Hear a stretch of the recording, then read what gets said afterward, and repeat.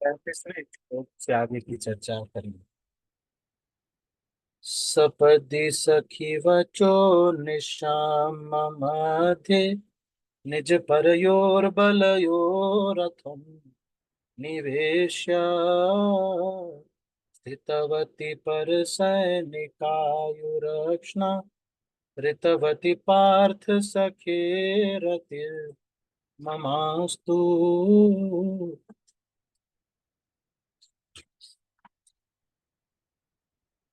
अपने मित्र के आदेश का पालन करते हुए भगवान श्री कृष्ण कुरुक्षेत्र के युद्ध स्थल में अर्जुन तथा दुर्योधन के सैनिकों के बीच प्रविष्ट हो गए और वहां स्थित होकर उन्होंने अपनी कृपा दृष्टि से विरोधी पक्ष की आयु क्षीण कर दी। यह सब शत्रु पर उनकी दृष्टिपात करने मात्र से ही हो गया। मेरा मन उन भगवान श्री कृष्ण में स्थिर हो। तात्पर्य। तो ये आप देख रहे हैं कि भीष्म पितामह को भगवान ने बहुत सारे रूप दिखाए हैं। भगवान ने वो रूप भी दिखाया है जो विराट रूप है, उन्होंने देखा है। भीष्म देव ने भगवान को अपनी प्रेयसियों के साथ भी देखा है, लेकिन भीष्म पितामह को इस पार्थ सारथी वाले रूप से प्रेम अधिक है। इसका मतलब ये होता है कि जो अलग अलग रस है, मैं ये आप अपनी स्क्रीन पे देखिएगा, मैं इसको दिखाता हूँ आपको। तो जो अलग अलग रस हैं, इसमें तत्व से भिन्नता है, पर भक्त के स्तर पर भिन्नता नहीं। जैसे कई लोग ये कह देते हैं कि प्रभु जी माधुर्य रस सबसे श्रेष्ठ। हम्म, आप स्क्रीन पे देखिएगा। माधुर्य श्रेष्ठ है, इज द बिगेस्ट, है ना, इज द बेस्ट। गोपियों की जो भक्ति है वो बेस्ट है ना। और साख्य, इसके नीचे है क्या? वात्सल्य। फिर क्या है? सख्य। फिर दास्य। और फिर शांत। लेकिन जो यहाँ पर तो ये हम इसलिए डिफरेंशिएशन कर रहे हैं। ये अनीता कमल माता जी, आप स्क्रीन पे मत टच करिए। प्रीतिका माता जी, आप भी।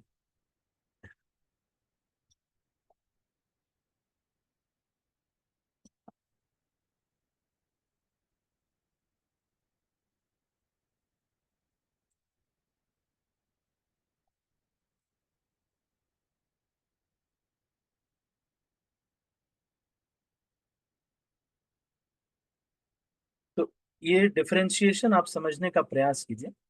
माधुर्य भक्ति है बेस्ट, लेकिन जो इस इसमें रहता है उसको, और जो दास्य में रहता है उसको ये इच्छा नहीं होती कि मुझे माधुर्य में जाना है। वो उसी में पुष्ट होता है, वो संतुष्ट होता है। समझ पा रहे हैं? जैसे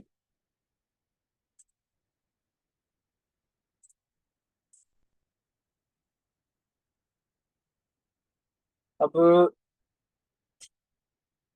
जो साख्य के भक्त हैं अर्जुन, वो इसमें पुष्ट हैं। उनको ये ज्यादा इच्छा नहीं होती है कि मुझे भगवान के साथ माधुर्य लीला भी करनी। वात्सल्य वाले हैं वो यशोदा मैया, उसी में पुष्ट हैं। उनको माधुर्य की इच्छा नहीं जागृत होती।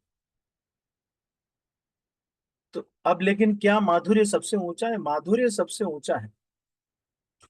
माधुर्य भक्ति सबसे ऊंची है, गोपियों की भक्ति सबसे ऊंची। लेकिन वात्सल्य साख्य दास्य शांत वाले जो भक्त हैं, उनको ये नहीं लगेगा कि मुझे ऊपर जाना चाहिए। वो उसी में पुष्ट होंगे। उसी तरह से भीष्म पितामह जो हैं वो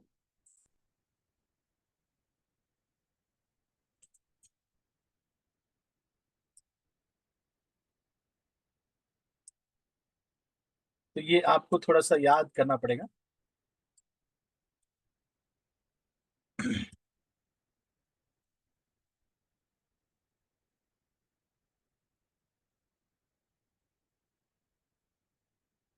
तो भक्ति रसामृत सिंधु के दूसरे अध्याय के दूसरे स्कंद के 5वें अध्याय के 118वें श्लोक में लिखा है, 12 रस होते हैं। शांत,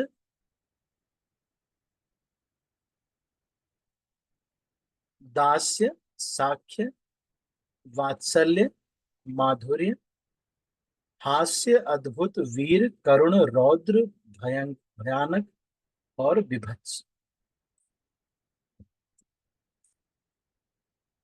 तो ये कौन से हो गए? ये तो 5 मुख्य रस हो गए ना।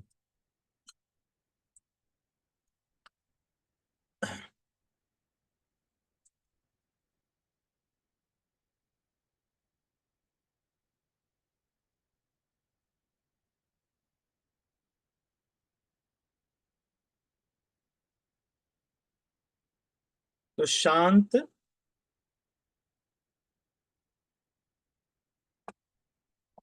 प्रीति रस या दास्य रस भी इसको कहते हैं। तो ये दास्य, एक मिनट,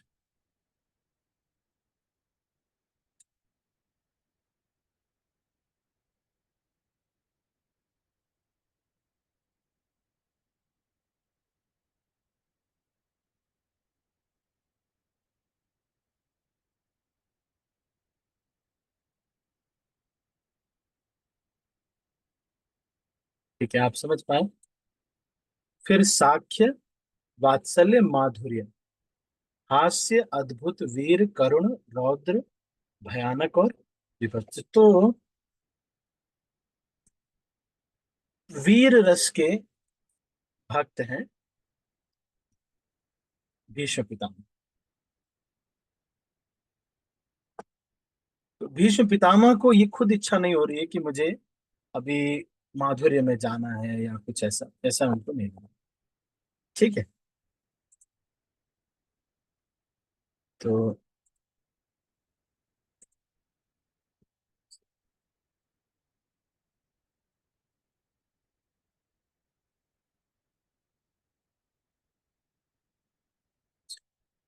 1 मिनट वेट कीजिए। 1 मिनट, कोई थोड़ा सा यहाँ पर।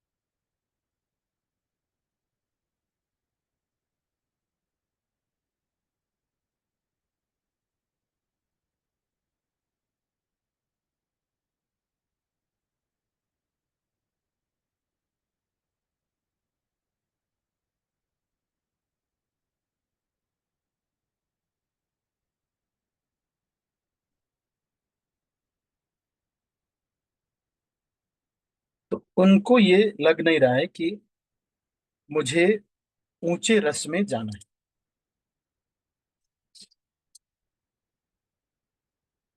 तो अपने मित्र के आदेश का पालन करते हुए भगवान श्री कृष्ण कुरुक्षेत्र के युद्ध स्थल में अर्जुन तथा दुर्योधन के सैनिकों के बीच प्रविष्ट हो गए। तो भीष्म पितामह को सारी लीलाएं पता होने के बावजूद भी उनको यही लीला मृत्यु के समय स्मरण आ रही। श्रीमद् भगवत गीता में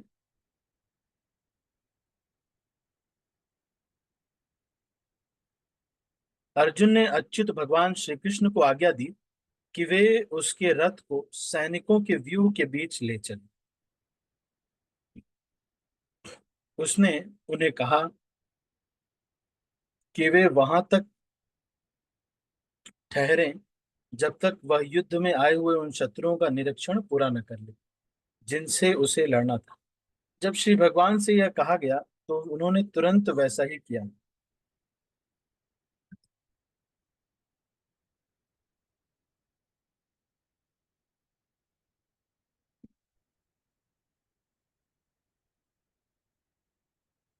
तो अ, भगवान ने, अच्छा बेटा मैं थोड़ा सा क्लास कर रहा हूँ। I just get back to you in 20 minutes.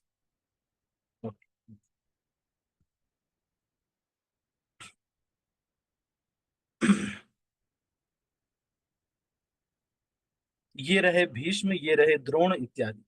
परम पुरुष होने के कारण श्री भगवान न तो किसी के आज्ञा पालक हैं, न संदेश वाहक, चाहे वह जो भी हो। लेकिन अपने शुद्ध भक्तों पर अहेतु की कृपा तथा वत्सलता के कारण कभी कभी वे अपने भक्त के आदेश का पालन एक तत्पर दास की तरह करते हैं। अपने भक्त के आदेश का पालन करते हुए वे उसी प्रकार प्रसन्न होते हैं जिस प्रकार पिता उन अपने नन्हे बालक के आदेश को पूरा करने से प्रसन्न होता है। तो ये प्रभुपाद जी का उदाहरण है, आपको स्मरण रहना चाहिए।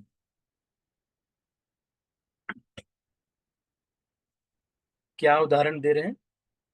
भगवान को अपने भक्त का आदेश पालन करने में वैसे ही प्रसन्नता होती है अब जैसे अपने छोटे नन्हे बालक के आदेश का पालन करने में पिता को प्रसन्नता होती।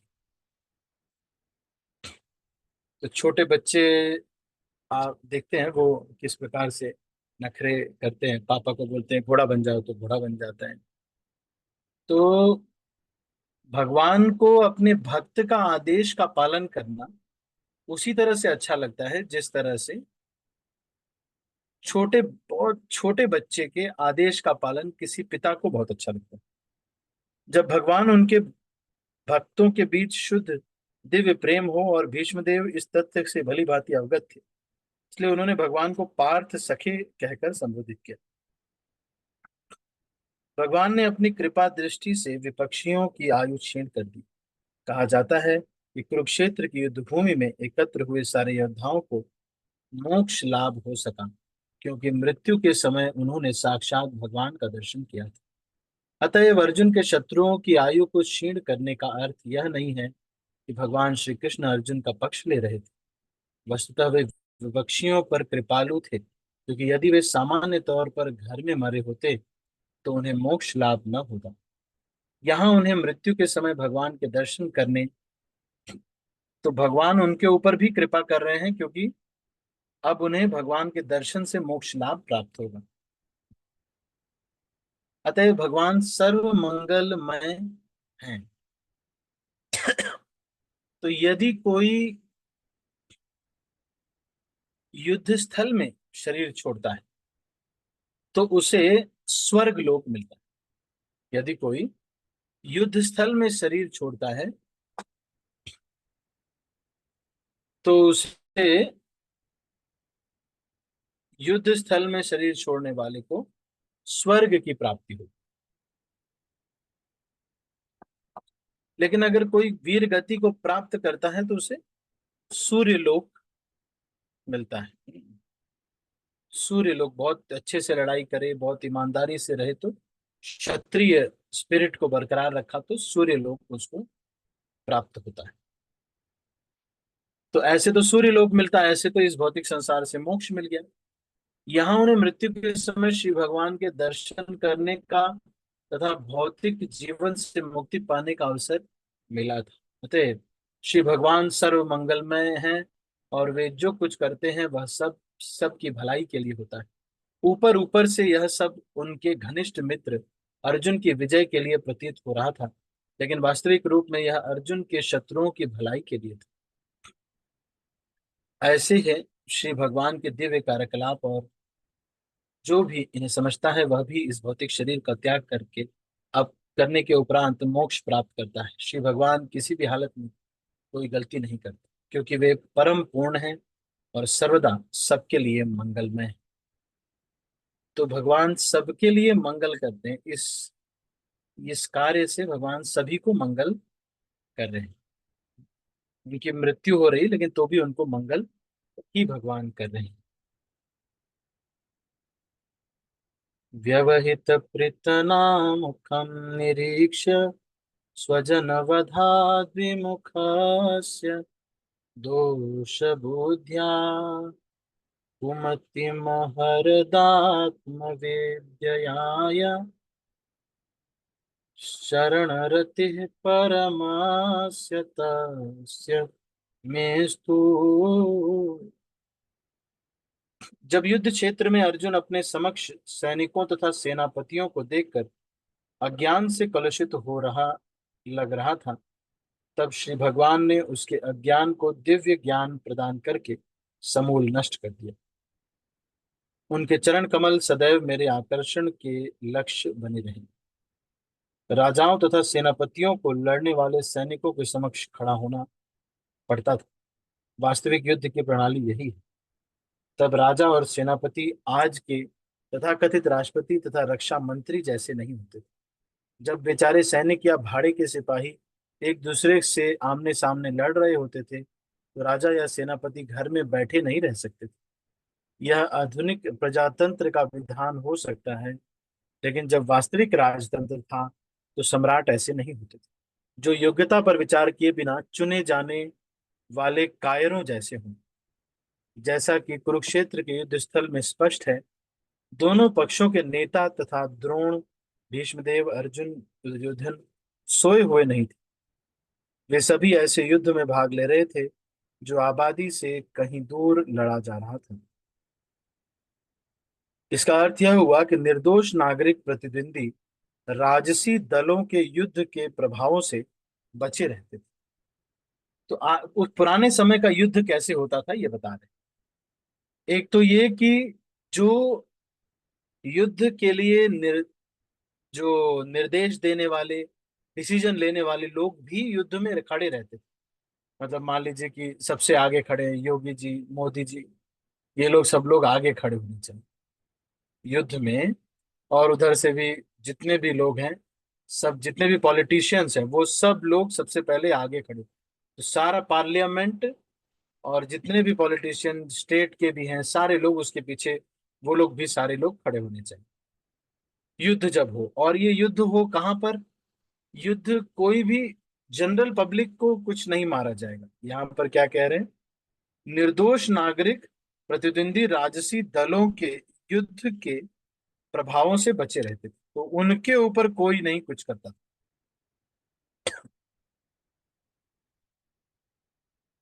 तो आजकल क्या होता है कि जनरल पब्लिक के ऊपर ही चला देते।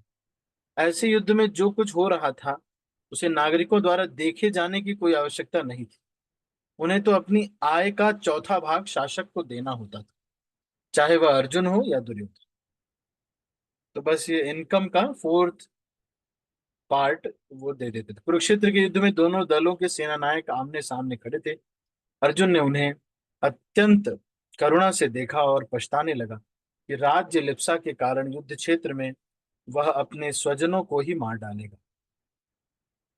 यह दुर्योधन द्वारा बनाए गए विशाल सैन्य व्यूह से रंच मात्र भी भयभीत नहीं था, लेकिन श्री भगवान का दयालु भक्त होने के कारण उसे सांसारिक वस्तुओं से स्वाभाविक वैराग्य था।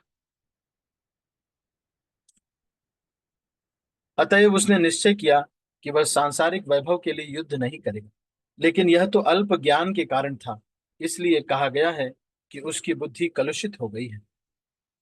उसकी बुद्धि कभी भी कलुषित नहीं हो सकती थी। एक मिनट वेट कीजिएगा।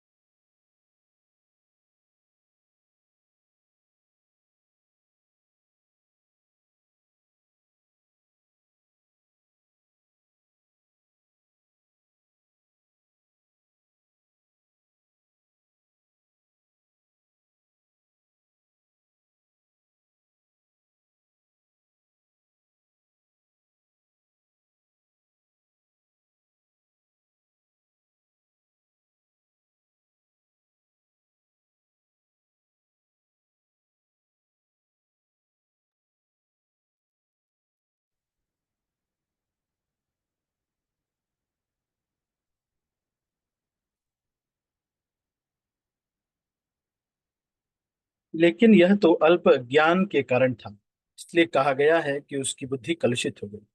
उसकी बुद्धि कभी भी कलुषित नहीं हो सकती थी, क्योंकि वह श्री भगवान का भक्त तथा नित्य सखा था।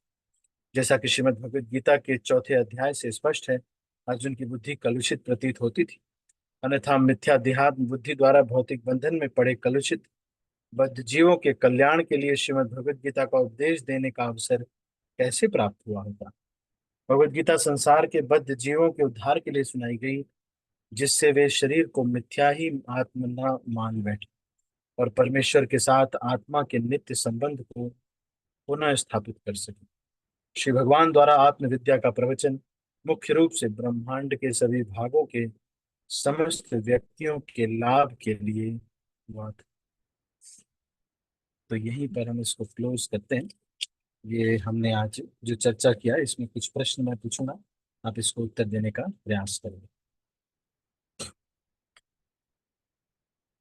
जो ये युद्ध होते थे राजा के वहां पर राजतंत्र में, उसमें नागरिकों को क्या देना होता था? नागरिकों को क्या देना होता था?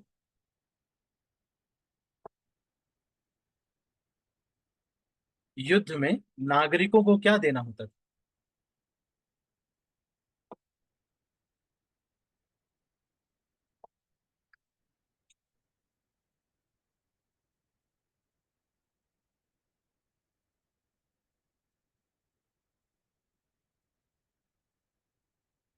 हरे कृष्ण प्रभु जी। हाँ माता जी बताइए। They were to pay the 1/4 of their income to the ruler.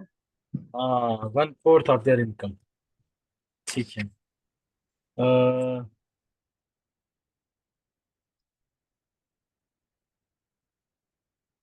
Arjun युद्ध क्यों नहीं करना चाहता था? अर्जुन युद्ध क्यों नहीं करना चाहते थे?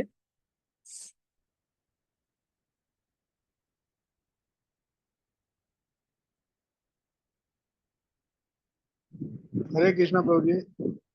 हाँ मनोज। प्रभु जी वो अपने जो सगे संबंधियों को देख करके अटैच हो गए थे कि इनको मारना पड़ेगा, ये सब तो मेरे रिलेटिव्स हैं और गुरु थे जिन्होंने उन्हें यहाँ सिखाया पर था। जो कहा गया, यहाँ पर कहा गया है कि अर्जुन भगवान का दयालु भक्त होने के कारण संसार से उसको वैसे ही वैराग्य था, इसलिए वो युद्ध नहीं करना चाहता। मतलब उसको लग रहा था कि मिलता तो कुछ है नहीं, क्या है ऐसे ये युद्ध करना है तो संसार में कुछ नहीं, ऐसा वो वैराग्य। अच्छा, वे सभी ये जो युद्ध होते थे, ये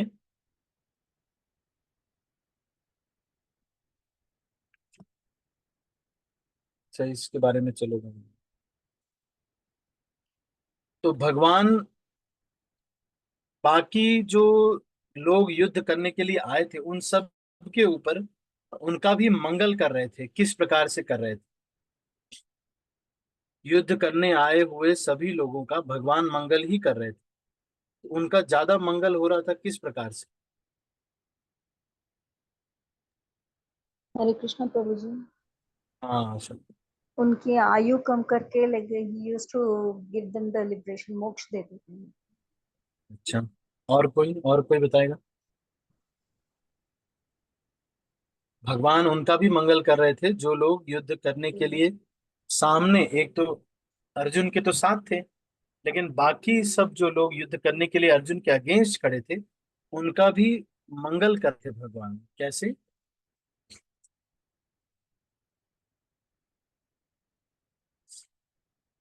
क्योंकि यदि वे सामान्य तौर पर घर में मरे होते तो उन्हें मोक्ष लाभ ना होता, लेकिन अब भगवान के समक्ष भगवान को देखते हुए मरने की वजह से उनको मोक्ष प्राप्त हो रहा है। अच्छा, भगवान को अपने भक्त का आदेश पालन करना कैसा लगता है? और भी कोई बताएगा? आशा माता जी तो बता ही रहे, और भी कोई? भगवान को अपने भक्त का आदेश पालन करना कैसा लगता है? संतुष्टा माता जी। Yes ma'am. हरे कृष्णा प्रभु जी, दंडवत प्रणाम। हेलो प्रणाम। जैसे जैसे एक पिता अपने बच्चे का बात मानता है। हाँ, जब छोटा बच्चा उनको आदेश देता है, पापा घोड़ा बन जाओ, पापा वो मेरे लिए ये लेके आओ, मेरे लिए वो लेके आओ, तो वो पापा को ये बहुत अच्छा लगता है कि बच्चे को घोड़ा बन के उनको। तो ये चीज को यहाँ पर श्रील प्रभुपाद ये कह रहे हैं कि इस तरह से भक्त के आदेश को पालन करने का भगवान को बहुत अच्छा लगता है। हम्म।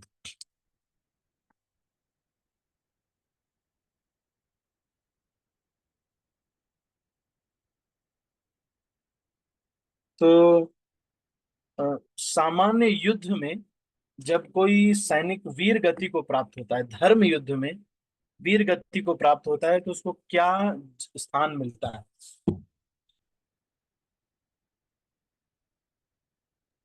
हरे कृष्ण प्रभु जी। कौन सा लोग? हाँ मनोज को। अगर योद्धा पूरे पूरे वीरता के साथ युद्ध लड़ते हुए अगर वीर गति को प्राप्त होता है तो उसको सूर्यलोक का सूर्यलोक मिलता है उसको।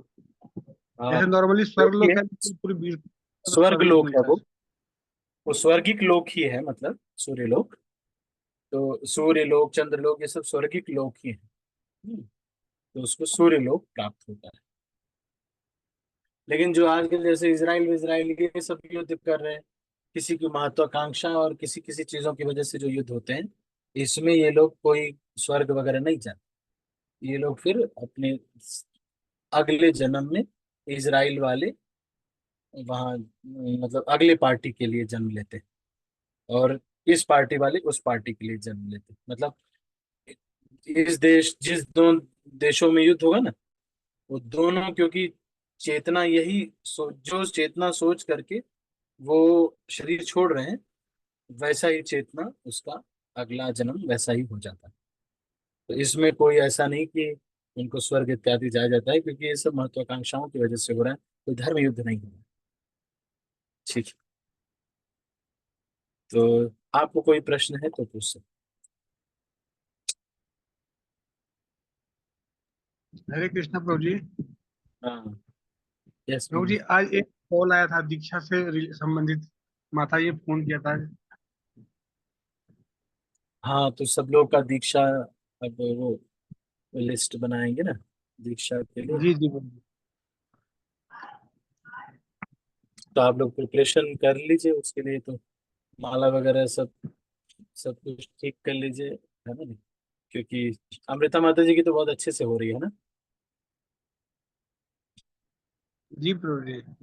हाँ, तो आप अपना थोड़ा ठीक कर लीजिए बस, फिर दीक्षा हो जाएगी। ठीक है कि नहीं?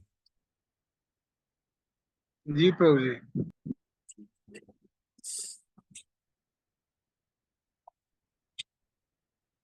ठीक है, तो अभी इसको यहीं पर हम समाप्त करते हैं। सभी का बहुत बहुत धन्यवाद। मैं सब भक्तों को अनम्यूट कर रहा हूँ और इस मीटिंग को क्लोज कर रहा हूँ। हरे कृष्ण। श्रील प्रभुपाद की जय।